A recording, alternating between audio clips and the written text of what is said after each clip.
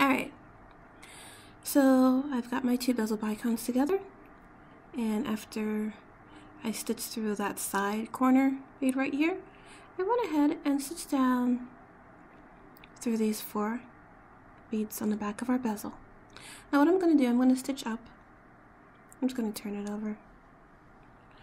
And you know how you have the 2 corner beads, top corner beads right here. You have one in the front and you have the one in the back.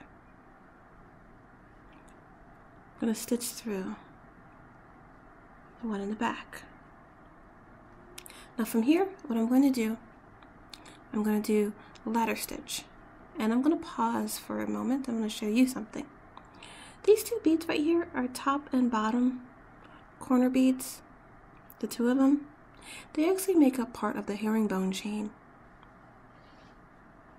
Well, section of herringbone. That's top and bottom of our bracelet. If you can see right here, like you could just look at the bracelet and you can just count, because you have the 4 beads on top of your bezel, and then you have that one there at the top. So you have 1, 2, 3, 4, and then there's that one right there. And it's part of the herringbone chain. Same on the back, where you have your 4 beads here. You have your bezel, and then you have that one that we added after we reinforced, and there it is, right there in the herringbone chain. So that's why we have those 2 beads there, and I will show you how to do the ladder and connect and then start our herringbone. It's really simple. So here I am, coming out of the top corner bead on the back. I'm going to pick up 1 seed bead,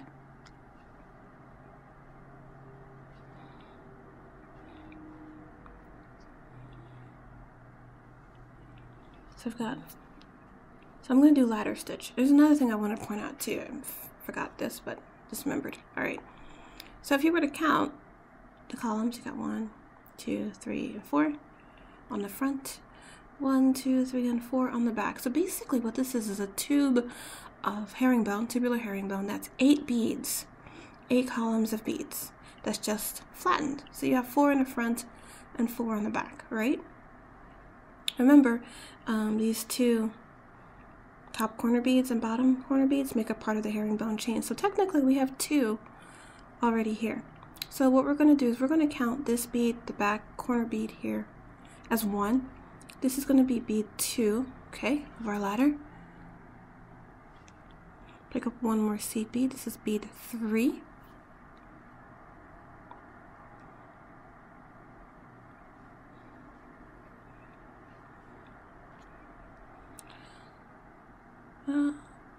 One more seed bead. This is bead 4.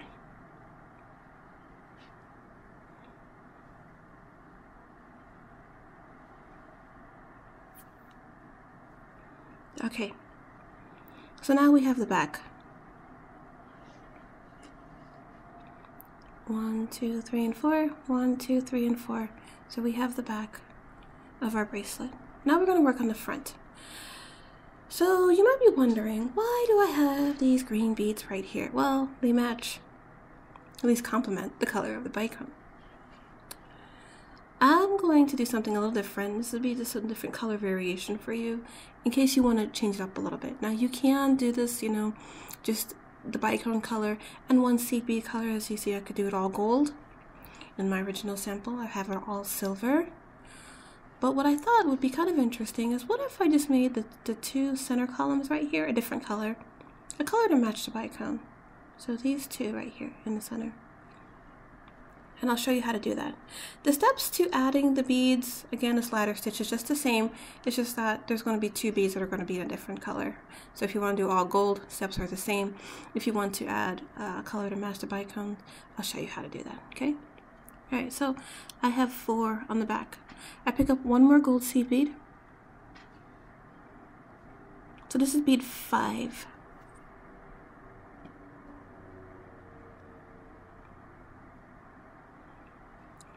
If you're doing all one color, you pick up another bead of your color. But in this case, I want to do 2 green. So this is bead 6.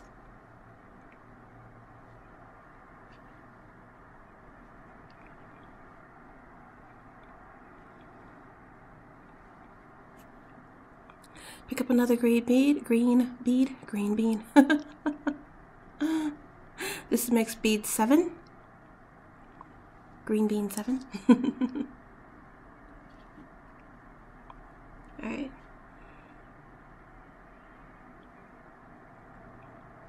Now, where is bead 8? Bead 8 is right here. Bead 8 is the top corner bead in the front. So all we gotta do is just stitch right through it. So you see I'm coming down out of bead 7. That means I gotta go up through bead 8.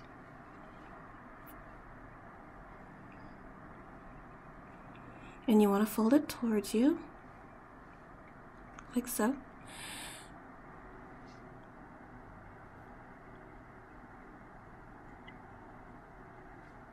I'm going to stitch down. Again, this is bead 7. And stitch back up through bead 8.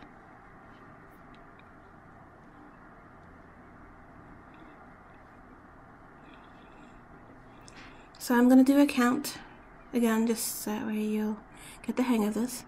1, 2, 3, 4 are on the back.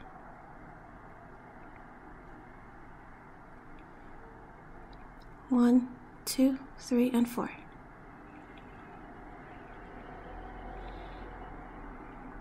5, 6, 7, and 8 are on the front. Bead 6 and 7, you want to make them a different color if you want them to be a strip centered in your herringbone to match our bicone. If not, then you could just do all gold. But it's still the same. 1, 2, 3, 4 in the back, 5, 6, 7, 8 are on the front. Alright. So from here, I'm exiting a gold bead. I'm going to pick up 2 beads and come down through the green. So in this case, pick up 1 gold and 1 green.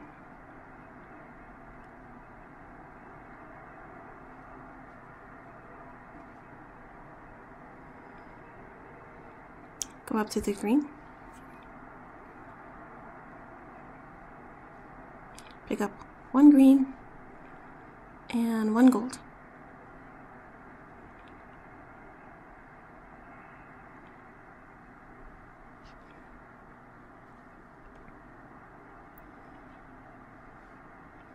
Like so. And turn it over. And we're just going to do all gold on the back. Now why do I have just a green on the front and all gold on the back? Because when you wear your jewelry, people only see one side. Why is there a size 8 gold bead in here? See that? Snuck in here. These are all 11s I'm working with. A little renegade bead. So I've got my 2 beads here, coming out of this bead, picking up 2, going down here.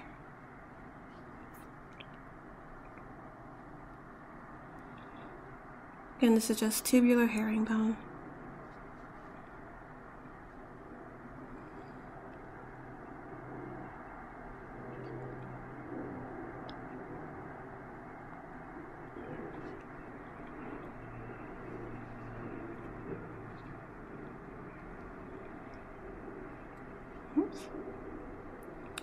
Then you flip it over, and then you do your step up, so you can start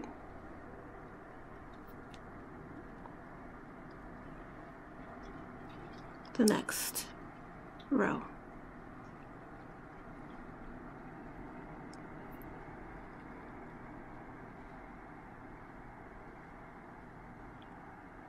Okay, now I'm going to show you something. This is another part of this tutorial which is really important to keep this flat, because again it's a tube, and if you just push on it like that, then it hollows, but we want to keep it flat.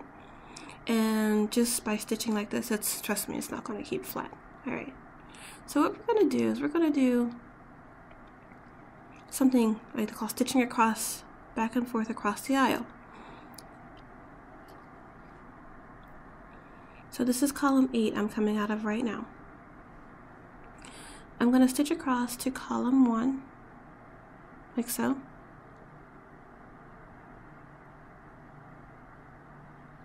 As a matter of fact, I'm going to go ahead and stitch down through both rows, okay?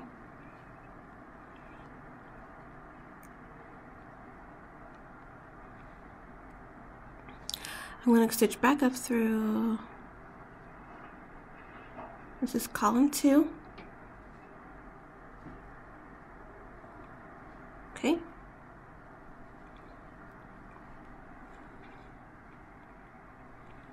This is 8, this is 7. 8. The first green right here, this is 7. So I'm going to stitch down through column 7.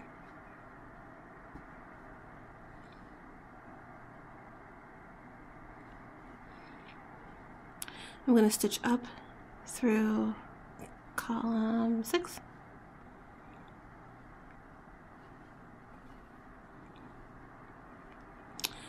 And down across the aisle through column 2.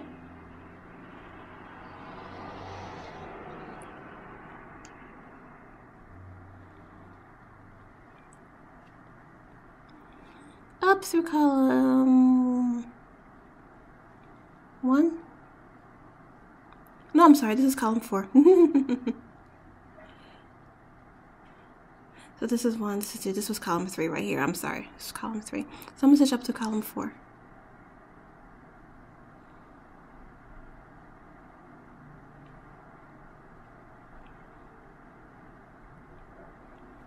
Okay.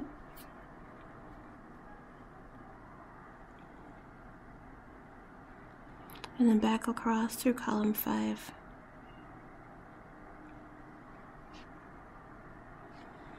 Okay.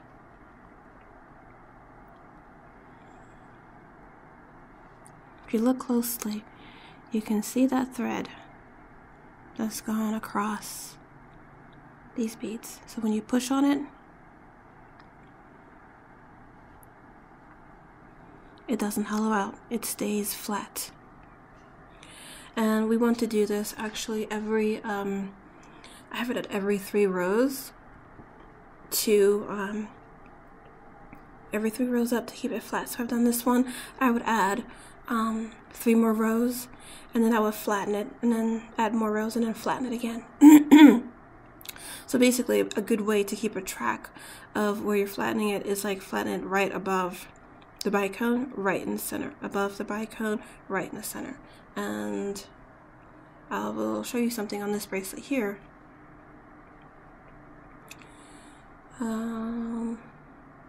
In some parts you can see that it looks really puffy, because when I first designed this and made this bracelet, I only flattened right above the bicone.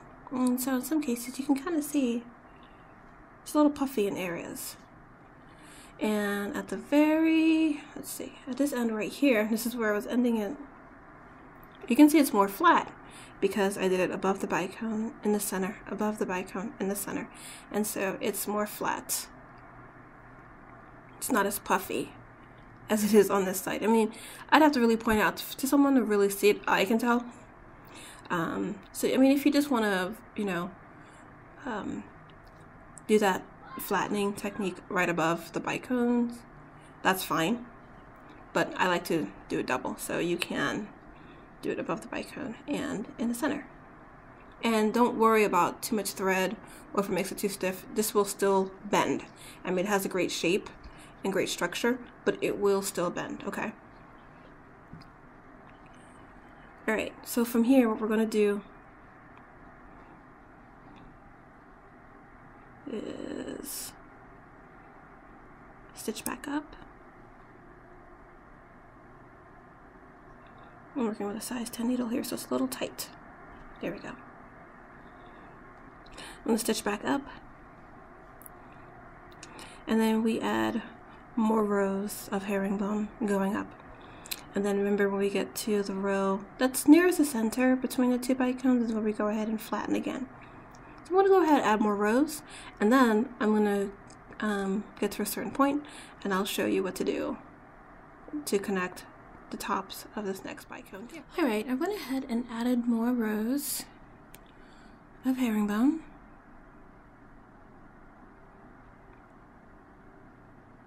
Alright, so I've got, let's see, from the top of our bicone, this top right here, I added 1, 2, 3, 4, 5. So between the tops from bicone to bicone, there are actually 6 rows of herringbone. So I'm going to go ahead and add one more. So I'm coming down out of this side right here. I did a step up on this side over here.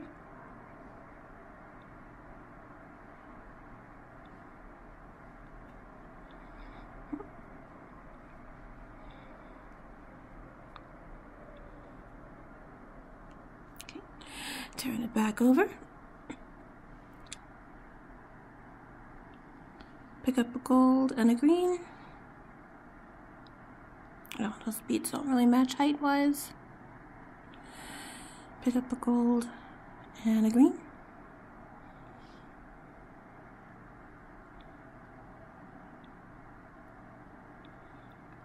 Coming out of this column, going down to this column right here.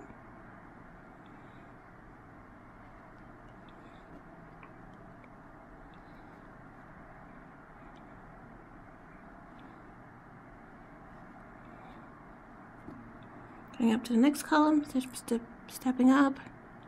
And in this case, we pick up a green and a gold. And we step down through the gold.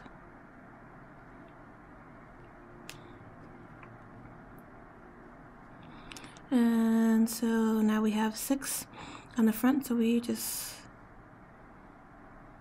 turn over to the back.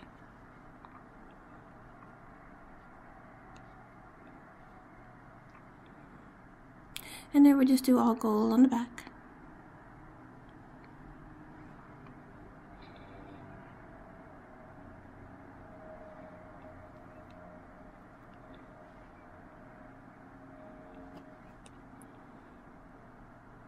So this is our last row before we connect to the next bicone.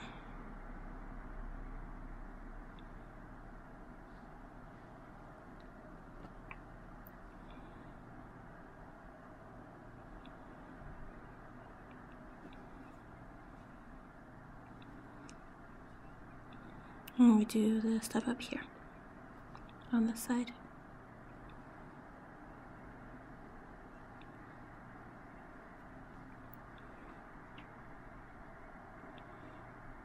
There we go. Okay. So we have 6. Now it may look like the space is too small, but trust me, it's perfect. It'll fit in just fine. So from here, what we do is, again, remember our top corner beads make up the chain, make up the herringbone section. So we just stitch up. So we did our 6 rows, so this is going to be the 7th row right here. So we stitch up. Okay, we stitch up through this bead right here, which is the top corner bead of our bezel bicone in the front. Not the one in the back, the one in the front. Okay? So we do that. And then we pick up a green bead, or if you're working with all gold, or one color, that's fine. And we stitch down, like so.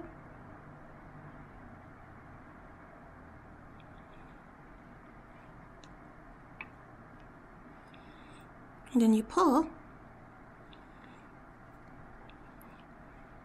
and you see how that comes together. We're going to finish off the front side here. Green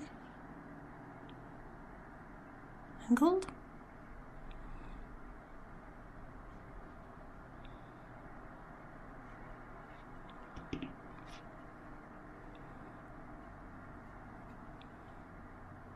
We turn it over on this side.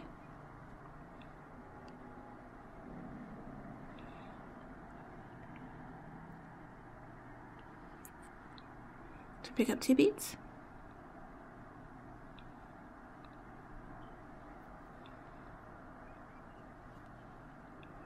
Stitch down, and then from here we just stitch up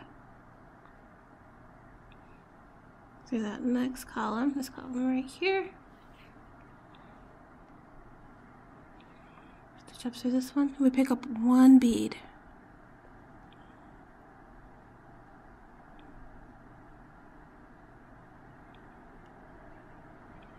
Pick up 1 bead.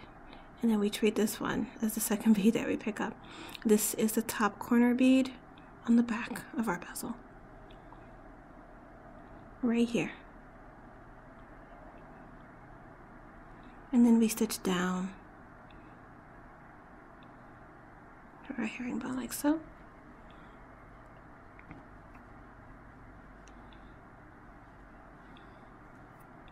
I'm pulling tight, not too tight because I don't want to rip my fire line, just enough to keep really good tension.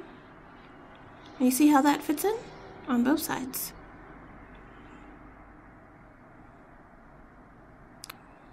So I'm going to do now is when you do the step up, you just want to kind of put your needle through this gap right here, like so.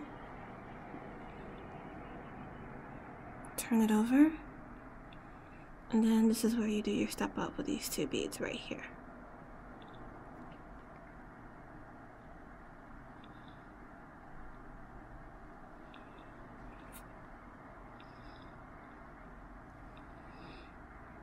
And then this is where I'm going to do the flattening. So I'm going to turn it back over, stitch down, so stitching across the aisle, so that thread falls across the top here. And then from here I can stitch over and stitch back up, or I can even just go back this way. Up through these 2 beads next to it. There we go. And then stitch to the column across the aisle.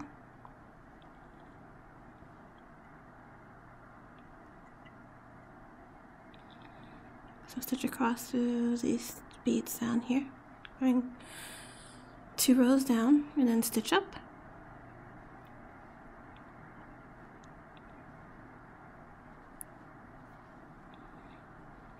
Stitch back across the aisle.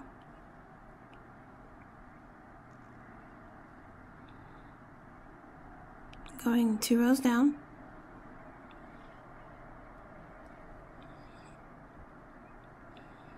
And then up through these 2 beads here.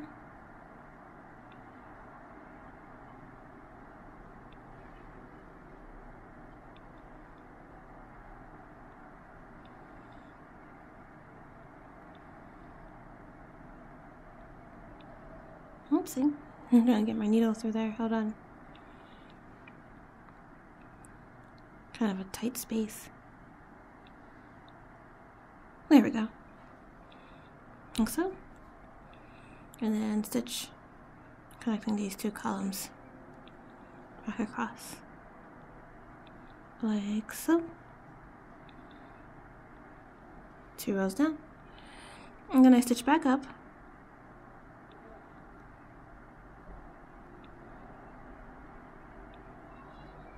Like so. And then continue my herringbone.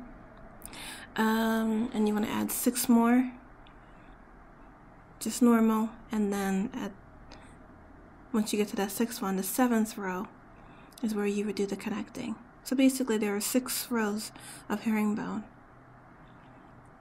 between bicone to bicone. 1, 2, 3, 4, 5, and 6. From bicone to bicone, there are 6. All right. That's how you would connect them together, top and bottom. Now notice when I was doing the zigzag there, stitching back and forth across the aisle, that my thread direction changed. So I was working in my herringbone one direction, and now I'm working, well, no, it didn't change, I'm sorry. You might find that it might change, but either or, I mean, it's fine. Herringbone, tubular herringbone is tubular herringbone, no matter what direction you're working in. So there you go. And then you would just continue at top, and then you would do the same thing on the bottom. I'll show you how to tie off thread. I'm going to stitch down just for demonstration, because I like to work with 2 yards at a time. And for this, when you're working with 2 yards, it'll give you 3.5 inches of this section, 3.5 inches. So what I like to do is I'm coming down out of this bead right here. I'm 2 rows down. I'm going to take my needle and I'm going to stitch it behind. See how it's coming through like that? Behind a thread. And then I stitch my needle through the loop, and then I pull. And then you make that loop, and that loop actually ties itself around the thread. Same thing like how I was tying off the thread around the bezeled bright cones here. It's the same technique, okay? So continue doing that, and then in another video I will show you how to attach our clasps. So, and that part is very easy. So I will see you in that video.